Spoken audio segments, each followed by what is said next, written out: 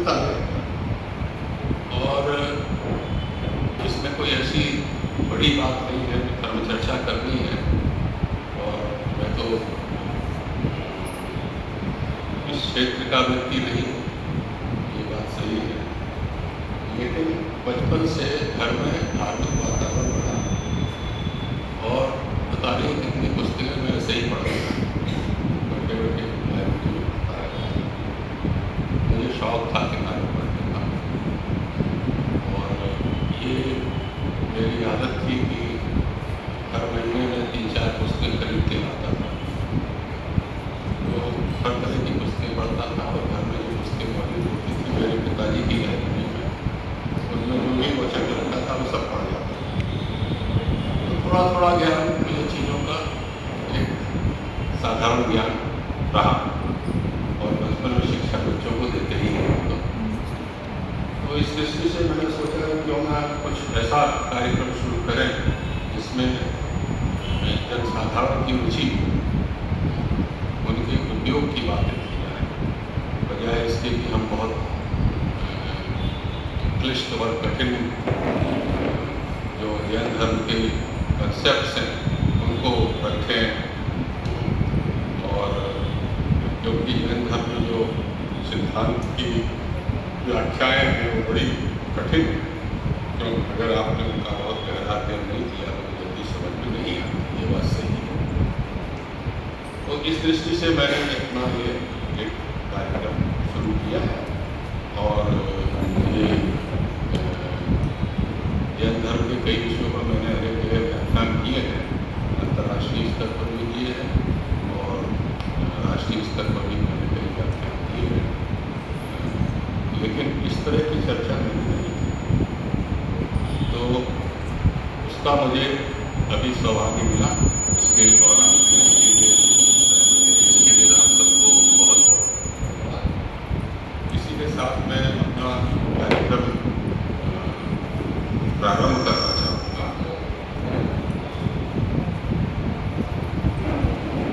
जय जगन्नाथ। आइए।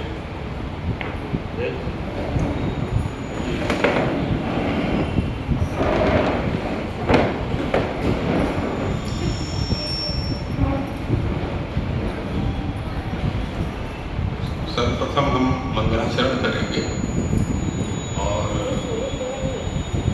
सबसे जो हमारा प्रसिद्ध मंगलाचरण है वो होता है, तो हम लोग सब मिल करके नमोकार मंत्र का पाठ करेंगे।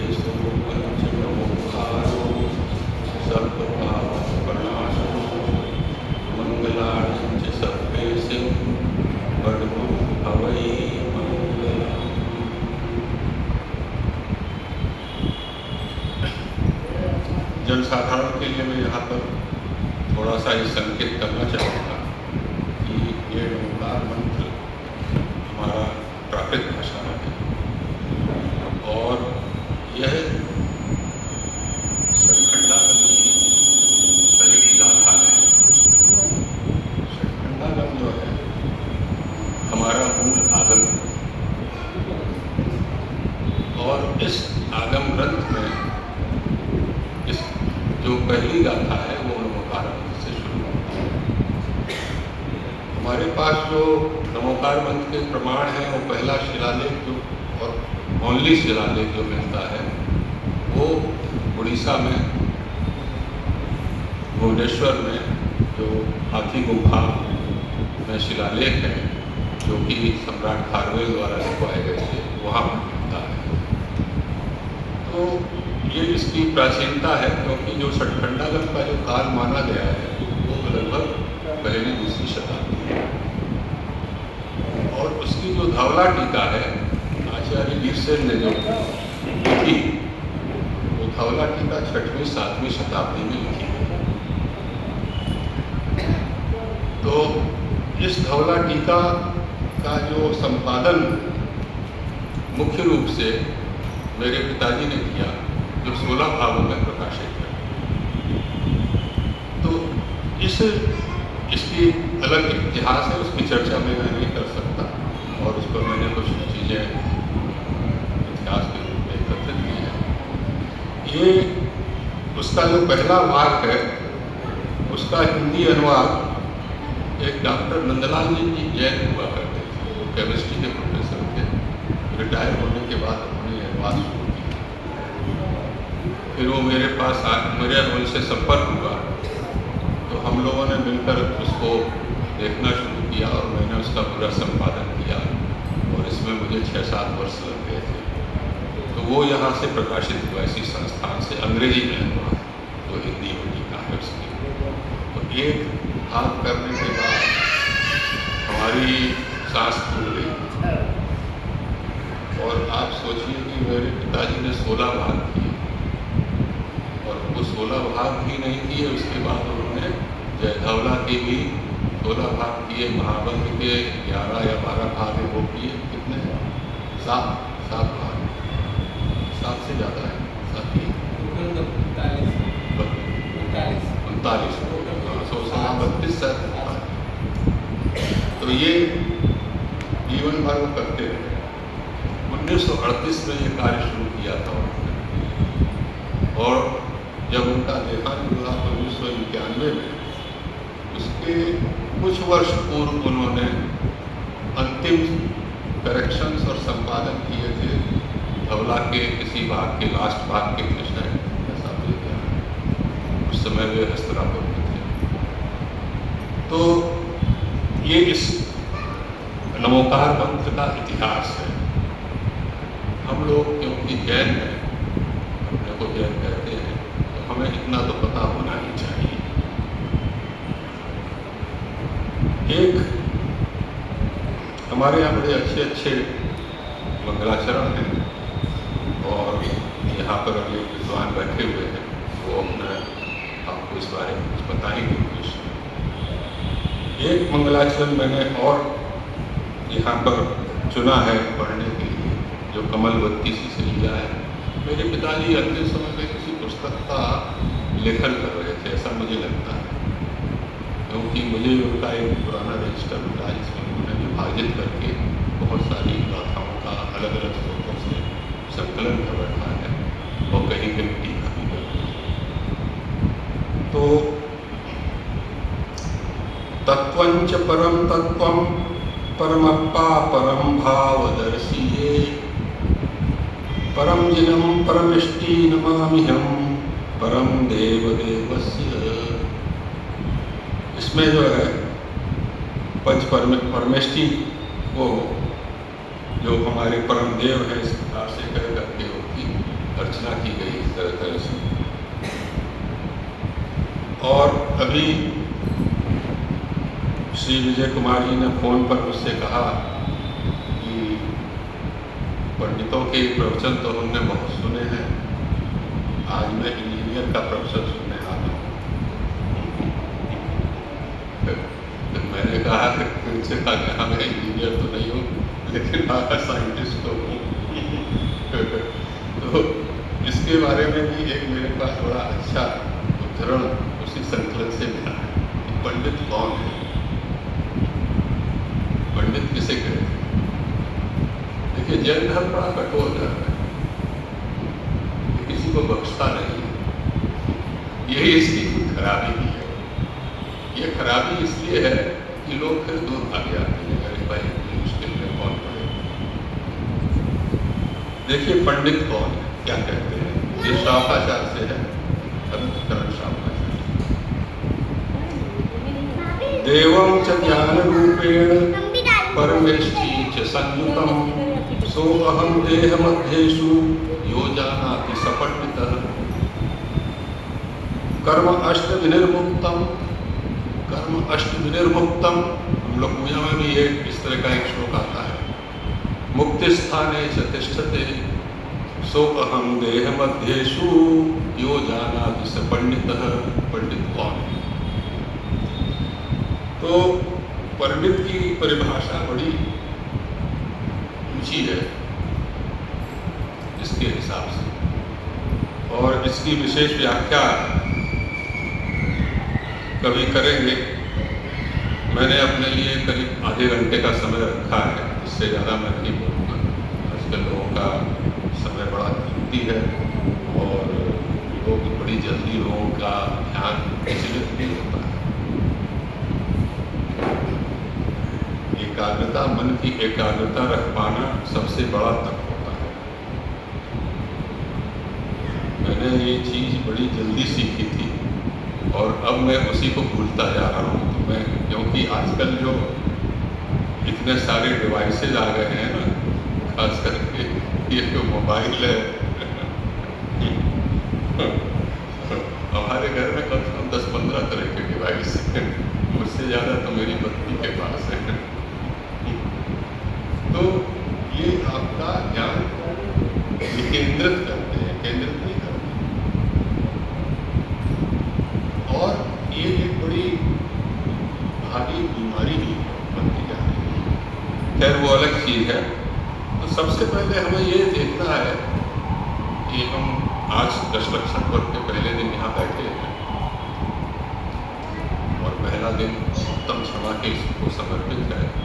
मेरे ख्याल से ये एक ही ऐसा धर्म है विश्व में जो कि इस तरह के 10 भावों को समर्पित है। मनुष्य 10 गुणों को समर्पित है, और ऐसा और किसी धर्म में मैंने नहीं देखा। देखा हो तो और लोग बताएंगे। और ये प्रश्न उठता है कि धर्म क्या है। अब देखिए, हमारे अलग अलग ग्रंथों में बहुत तरह से धर्म की बातें कही गई हैं। धर्म क्या है? एक आता है वस्तु स्वभावो धर्मो, जैसे प्राकृत में है वस्तु का स्वभाव ही धर्म है। ये कार्तिकेयन प्रेक्षक में है ये सूत्र। पहले चीजें सूत्रों में कही जाती थी, इसलिए कही जाती थी कि सूत्र याद रहते थे। फिर जो विद्वान होते थे या आचार्य होते थे उनकी टीकाएं लिखते थे, क्योंकि पहले लिखने का प्रचलन नहीं था, तो सूत्र बड़ी जल्दी याद रखे जा सकते थे। ये सूत्र हमारे फिजिक्स के या गणित की इक्वेशंस की तरह है। आपने कह दिया कि E=mc², अब उसमें पूरा सागर भरा पड़ा है, एक सूत्र। इसी प्रकार से ये गाथाएं। तो वत्थु स्वभावो धर्मो, वत्थु का स्वभाव ही धर्म है। इसकी मैं थोड़ी सी चर्चा करूंगा, क्योंकि मुझे ये सूत्र बहुत अच्छा लगता है। एक सूत्र है दर्शन मूलो धर्मो, मतलब सम्यक दर्शन ही धर्म का मूल है। हम तो जानते हैं हमारे धर्म में सम्यक दर्शन, सम्यक ज्ञान, सम्यक चारित्र्य, 3 जो है माने गए। चारित्रम खलु धर्मो, मतलब चारित्र ही, सम्यक चारित्र ही धर्म है, जोर दे रहे हैं प्रवचन साहब में। फिर एक सूत्र और आया है क्षमा विभाव या 10 धर्म, मतलब ये जो 10 हमारे भाव है, क्षमा इत्यादि जो 10 भाव है, यही धर्म है। फिर अहिंसा पर धर्म भी हम कहते हैं, और इस तरह की बहुत सी कई सूत्र हैं। इनमें जो सबसे पहला सूत्र मैंने पढ़ा वस्तु स्वभावो धर्मो, उसमें ये सब सूत्र समा जाते हैं, सब उसमें समाहित है। इसकी अगर विशेष चर्चा करूं तो मैं ये आप लोगों को दिखा सकता हूं कि कैसे उससे सारे सूत्र निकलते हैं। वस्तु का स्वभाव ही धर्म है। क्यों? क्योंकि वस्तु क्या है? प्रश्न ये उठता है कि हम भी वस्तु हैं। हमारे यहाँ पर ये प्रश्न होता है, ये उत्तर दिया गया कि मैं क्या हूँ, मैं क्या हूँ? मैं आत्मा। जब मैं आत्मा हूं तो आत्मा का स्वभाव क्या है? अब अब यहाँ से धर्म की शुरुआत होती है। आत्मा का स्वभाव क्या है, एक स्वाभाविक उसकी प्रवृत्ति क्या है, वही धर्म है। तो इसके अतिरिक्त हम धर्म के अलावा दर्शन की भी बातें करते हैं।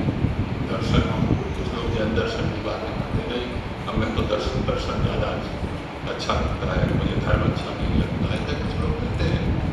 उन्हें लगता है दर्शन कहने से थोड़ी उसकी गरिमा बढ़ जाए।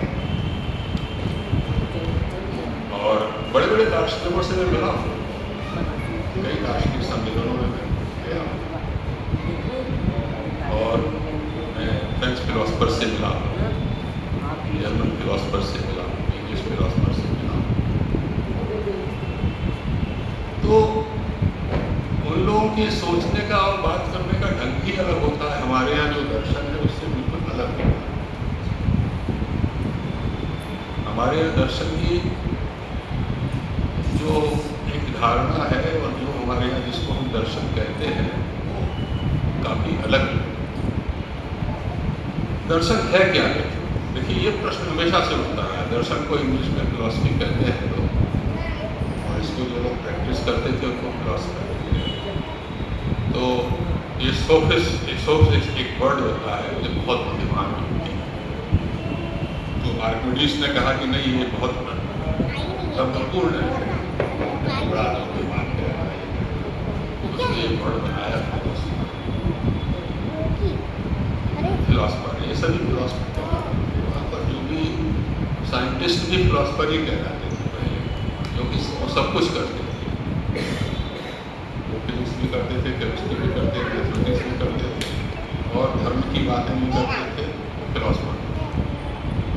फिर सब बाद में विभाजन हो गया। तो ये क्या प्रश्न उठाते हैं? प्रश्न यही उठाते हैं, सब जगह प्रश्न वही है कि मैं कौन हूँ। ये प्रश्न सबके मन में कभी न कभी आता है कि मैं हूँ कौन, मैं कहाँ से आया, मैं कहाँ जाऊँगा, मरने के बाद क्या होगा, जन्म के पहले कहाँ था मैं, क्या मैं कहीं नहीं था,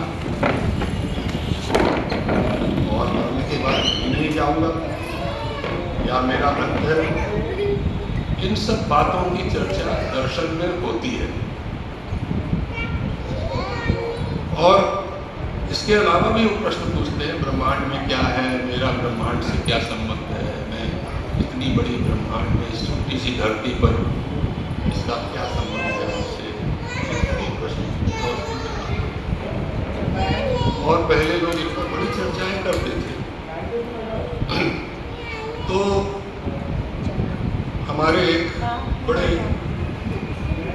भारी विद्वान हुए हैं, जिनका समय देहांत हो गया, जल्दी देहांत हो गया, समय तो नहीं होगा, क्योंकि जैन धर्म में कोई चीज़ समय नहीं होती, सब समय से ही होती है। तो स्वामी भट्टारक जी जो बड़े स्वामी थे, महास्वामी उनको मानते थे, स्वामी निर्मला जी बड़े विद्वान थे। उन्होंने सभी दर्शनों का, उन्होंने सभी पाश्चात्य दर्शनों का भी अध्ययन किया था, वैदिक दर्शन का भी अध्ययन किया था, जैन दर्शन के तत्व अध्ययन रोज करते ही थे, सर्वार्थ सिद्धि का रोज तो अध्याय करते थे, उनका नियम था। और मेरे पिताजी की लिखी हुई प्रस्तावना सर्वार्थ सिद्धि की उन्होंने कई बार पढ़ी होगी, और उसको लेकर वो हमेशा मुझसे जब भी मैं मिलता था उसकी चर्चा की। तो उन्होंने एक छोटी सी किताब लिखी, वो उपलब्ध नहीं होती है मेरे पास, मुझे मिली वहाँ, और या तो उन्होंने ही दी होगी, मैं ले आया था, उसका मैं हिंदी अनुवाद कर रहा हूँ, अंग्रेजी में लिखी है। उसमें उन्होंने सभी पाश्चात्य दर्शनों का संक्षेप में विवरण दिया है, फिर जैन दर्शन का विवरण दिया है, और फिर उनकी तुलना। उनका कहना था कि देखो, ज्ञान सब जगह से लेना चाहिए, तभी तुम्हें पता लगेगा कि तुम्हारे ज्ञान का महत्व क्या है, कितना महत्वपूर्ण है। ये अलग कैसे, ये बड़ा क्यों है या उनसे कुछ हट के क्यों है, बड़ा छोटा तो कोई और ही डिसाइड करेगा। तो इस प्रकार से मुझे भी थोड़ा सा उसमें रुचि हुई, उस पुस्तक को पढ़ने से। मैंने थोड़ा सा पाश्चात्य दर्शन के बारे में पढ़ा। मेरा जीवन सुखमय कैसे हो, सभी लोग चाहते हैं, मंदिर इसीलिए आते हैं लोग, पूजा इसीलिए करते हैं, आरती करते हैं, पूजा करते हैं, भगवान की अर्चना करते हैं और सोचते हैं कि इससे हमें कुछ मिल जाएगा, ये हमें कुछ देने वाला है। हमने रोज दर्शन किए हैं, हम तो बड़े धार्मिक हैं, हमारा कुछ बुरा नहीं होना चाहिए, हमारे बच्चों का सब कुछ अच्छा होना चाहिए, हमें कोई बीमारी नहीं होनी चाहिए, हमारे पास प्रचुर मात्रा में धन होना चाहिए। ये अभिलाषा सबकी होती है। ऐसा कोई व्यक्ति मैंने नहीं देखा जिसको ये अभिलाषाएं नहीं होती। हो गया समझ? तो ये घड़ी को ठक ठक कर रहे हैं, बहुत हो गया अब आपका, अब आप जाइए।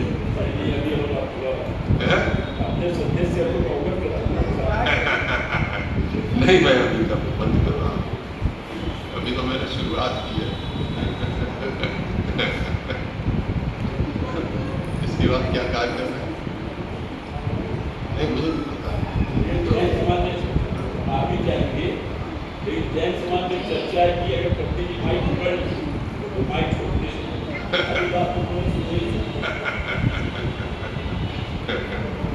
नहीं, खैर ये तो अभी तो कोई बात नहीं, अभी तो बहुत देर बाकी है, फिर चर्चा कंटिन्यू रखेंगे, उसमें क्या ऐसा थोड़ी कि खत्म हो गया। अभी तो मैंने बेस बनाया है,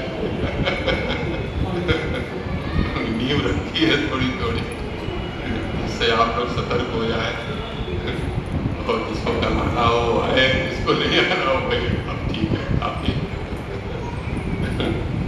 तो हमारे जो दर्शन है उसमें ये सब प्रश्न पूछे जाते हैं और हम सोचते हैं कि हमारी जो क्रियाएं हैं, हम जिनसे अपने को संतुष्ट रख पाते हैं, उसका भी अपना महत्व है, ऐसा नहीं उसका महत्व नहीं। लेकिन ये सोचना, ये इस बारे में भी जैसे मैंने शुरू में ही कहा कि जैन दर्शन बड़ा कठोर है, वो ये सब कुछ नहीं करता। वो कहता है कि तुम मंदिर जाओ या न जाओ, भगवान को क्या फर्क पड़ता है, वो तो निर्विकार है, निर्विकल्प है, ज्ञानी है, उनके ज्ञान में आप आते भी हैं या नहीं आते, आ भी जाते हैं, वो कोई फर्क नहीं पड़ता। जो हमारी मोक्ष की परिकल्पना है और जो कुछ भी है उसमें यही है, वो तो सबसे विरक्त है। वो थोड़ी बैठ के आपको आशीर्वाद देंगे और आपका कुछ करेंगे, लेकिन आपके जाने से आपके भावों में जो परिवर्तन होता है उससे आपको बुलाते हैं, आप भी स्वयं का अपना भला कर सकते हैं, अपना कुछ कर सकते हैं। इसकी चर्चा मैं फिर करूँगा विशेष रूप से और कुछ उदाहरण दूंगा। और श्री विवेकानंद जी जैन ने कहा कि अब आपको समाप्त करना चाहिए, तो मैं इन्हीं शब्दों के साथ आप सभी को हार्दिक धन्यवाद देता हूँ कि आपने एक अपंडितता व्याख्यान सुना। नो पंडित, हमारे यहाँ बहुत सारे कंसेप्ट हैं, नो लगा देते हैं आगे। बड़ा कुछ कंफ्यूज रहा कि ये नो क्यों लगा